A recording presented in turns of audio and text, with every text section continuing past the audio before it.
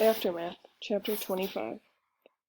Dad says he likes to have the Foundation's press conferences outside on the patio using Marissa's flower garden as the backdrop. But it's the middle of December and it's snowing, so today we're doing it inside, in the Foundation's office. Bouncing the messy blonde curls on her head and bouncing Gigi on her hip, Marissa directs a crew to set up lights and microphones. She acts like she's done this a million times before. She probably has. She's in charge of publicity and PR after all. Mom, Alexa, and I watch from the corner.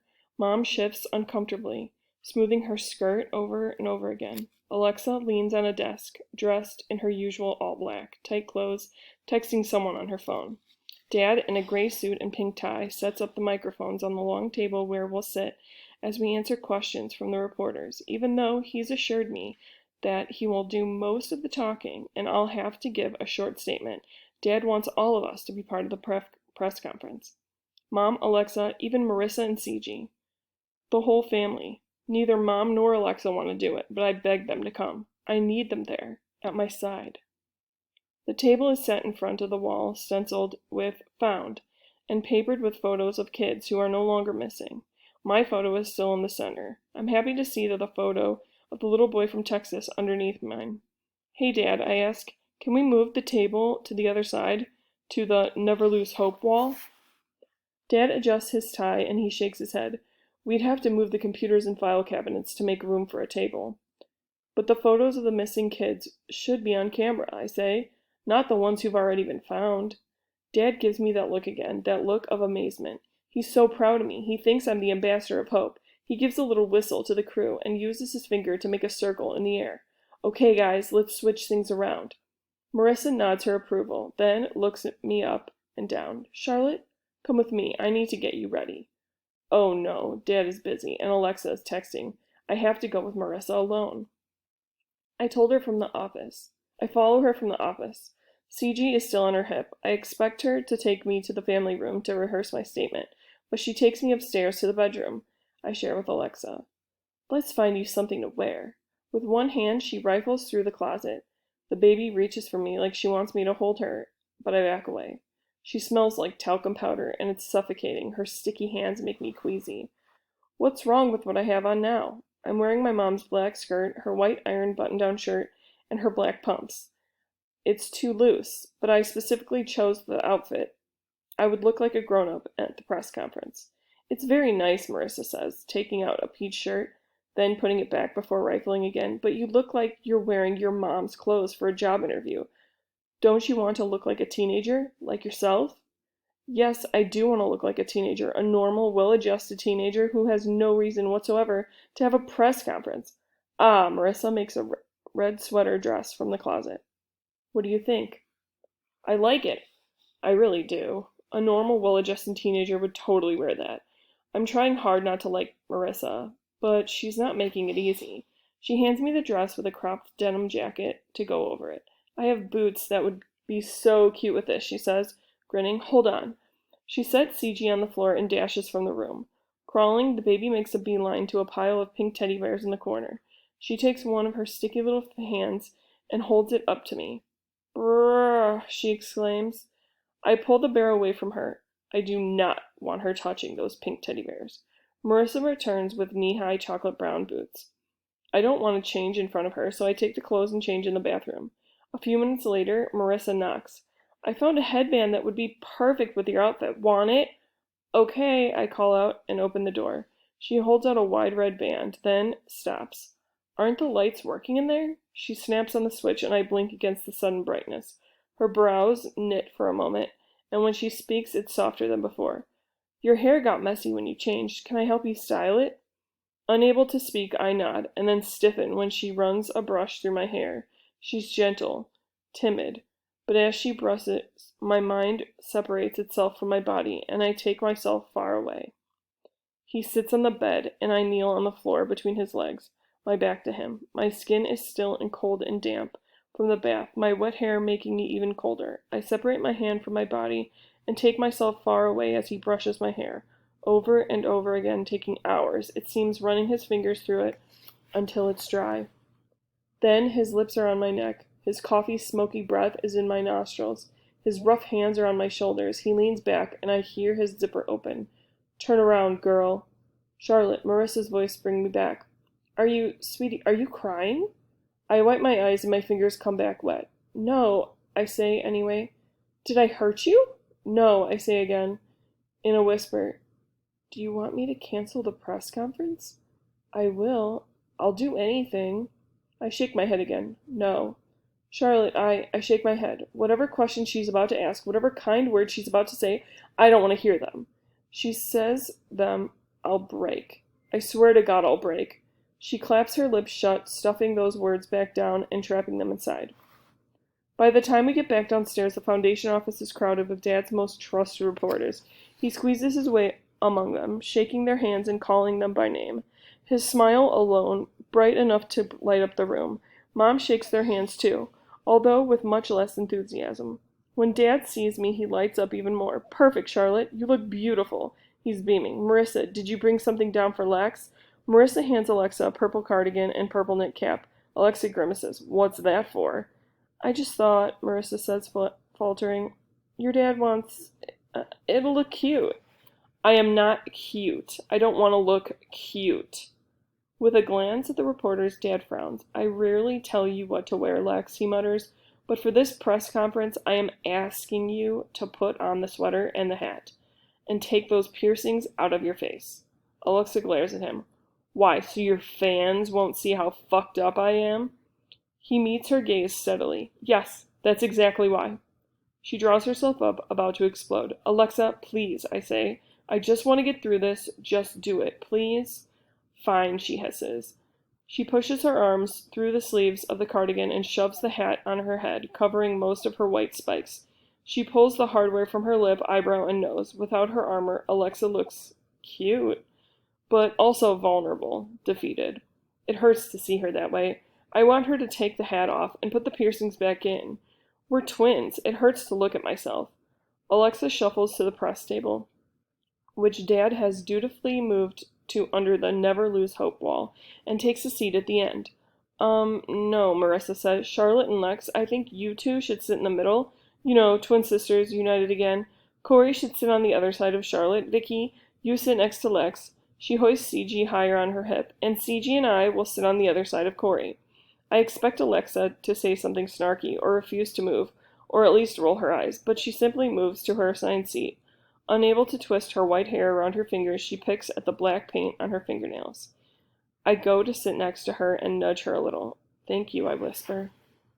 I'm doing this for you, she says, not them. Mom and Dad take their seats. Dad next to me and Mom next to Alexa. Mom hasn't spoken at all. She's arranged her lips into a smile. She hates this even more than Alexa does. Marissa adjusts some microphones, then speaks into one of them. Good afternoon, everyone. We're ready to begin. Please take your seats. She hustles to her chair next to Dad and plops CG on her lap. The reporters' idle chatter hushes. Cameramen lift their cameras. I count. Only 7 reporters and 6 cameramen. But squished together in front of me, it's like they look like a hungry monster made of eyes and microphones. Dad gives me his patented smile, more comfortable in front of a camera than anywhere else. We'd like to thank you all for coming. You supported us in our time of crisis, and now you're celebrating with us in our time of joy. He goes on, using his stage training to project his voice to the back corners of the room. He talks about how grateful he is to have me home, how very, very proud he is of me, how strong and brave I am, how I've given him hope, how I've given everyone hope. He doesn't mention that he'd believe I was dead. Mom goes next.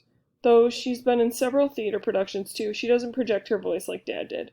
She speaks with her hands, which are folded primly on the table. I'd like to give my most sincere thanks to everyone who prayed for us while Charlotte was missing.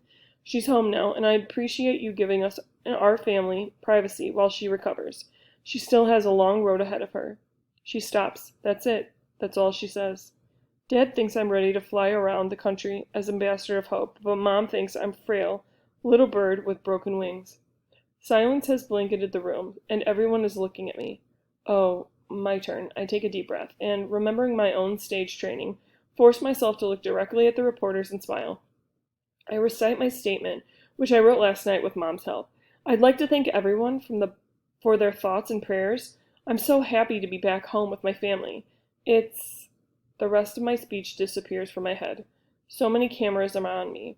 This press conference is going to be on television, broadcast on every news channel, posted on the internet. Thousands, maybe millions of people will see me, and they will all be thinking, victim, victim, victim.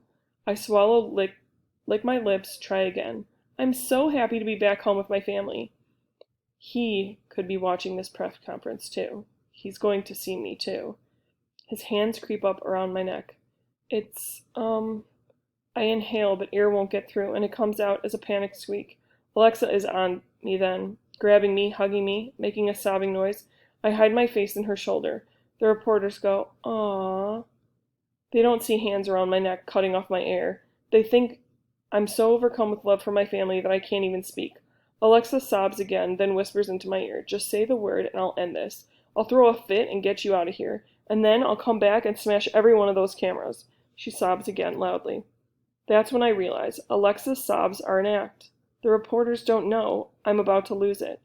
But she knows. She's trying to help me. And that's all I need. My throat opens up and I can breathe. Again. "I'm okay," I whisper back. I clutch her tightly for 1 second, then we slowly release each other. At the same time, we sniffle and wipe our fingers under our eyes. My tears are real, and I think Alexa's are too. The reporters awe again. A smattering of applause. Marissa dabs her eyes and leans towards her microphone. "I think that says everything you need to know about how Charlotte and Lex feel about being reunited. Corey will answer a few questions now." All of the reporters raise their hands and Marissa points to the woman in the brown jacket. "Nora, why don't you go first?" "Charlotte, did Alan Shaw ever let you out of the attic?" she asks. I shake my head and Marissa holds up her hand. "Please, direct your questions to Corey, not Charlotte. And I'd like to remind you that we're not discussing her captivity. Are there any other questions?" Most of the reporters put their heads down, but a bald man signals by waving his index finger. Marissa nods to him. "Go ahead, Paul." "Mr. Weatherstone," he says, "it's been confirmed that Shaw molested his niece, but will you confirm they found evidence of another girl in the attic?" I turn to stone as the room falls silent. The one before. They found the one before? The other reporters erupt in a wave of urgent chatter, raising their hands, shouting questions. "Another victim? Who is she? Where is she?" Dad's face is white, and it takes the microphone, his knuckles white too. "Last I heard, they couldn't find proof of another girl in the attic," he says, his voice controlled and steady, a direct contrast to the swirl and sway of emotions flooding my body. "Dad, he said they have evidence," I say. The reporters continue to bombard him with questions, but he shakes his head. "It's a police matter," he says. "I couldn't answer your question even if I knew the answers." The tenuous control I have crumbles, and I seek out the bald reporter, asking him the same question everyone else is asking my dad. "Who was she? What was her name?" I ask him, plead with him. "What evidence did they find?" My inquiries only spur more questions from the other reporters, and soon my voice is lost among theirs, and I can't breathe. The one before? They found the one before. Dad shouts something, and Alexa pulls me up and drags me from the office, Mom following close behind, even in the kitchen with the door closed. I can still hear Dad and Marissa trying to subdue the roar of the reporters, and I still can't breathe. An hour later, Dad's house is quiet. The demanding reporters are gone. Marissa is upstairs putting CG down for her nap. My family is in the family room waiting for Agent Lindo. The moment he walks in the door, I fly over to him. "You found her? Who is she? Where is she?" "We didn't find her." He stomps the snow from his boots, sheds his gigantic snow-frosted overcoat, and we settle around the coffee table before he tells us more. "But we found evidence of her." "What kind of evidence?" Dad asks. "We found a book in one of those blue storage bins he had in the attic, a library book from a middle school in central Illinois, Peoria. It took us a while to search their records, but early this week we learned the book was checked out about 7 years ago and never returned. The girl who borrowed it went missing a few days later, 13 years old. Last seen walking home from a piano lesson, never arrived. The air is sucked from my lungs, the entire room, the entire world. Once we identified the girl as a potential victim," he continues, "we were able to compare the fingerprints from our records to the ones in the attic, and this morning we found a match on a print that we got from one of the copper pipes in the back of the attic. It's only a partial, but it's enough to prove that she was there. You were right, Charlotte. There was another victim. And she had long black hair." As my family crumbles around me, I run emotions through my head, trying to decide how I feel. Sorrow, as much as I am certain the one before was real, it should have been better if she wasn't.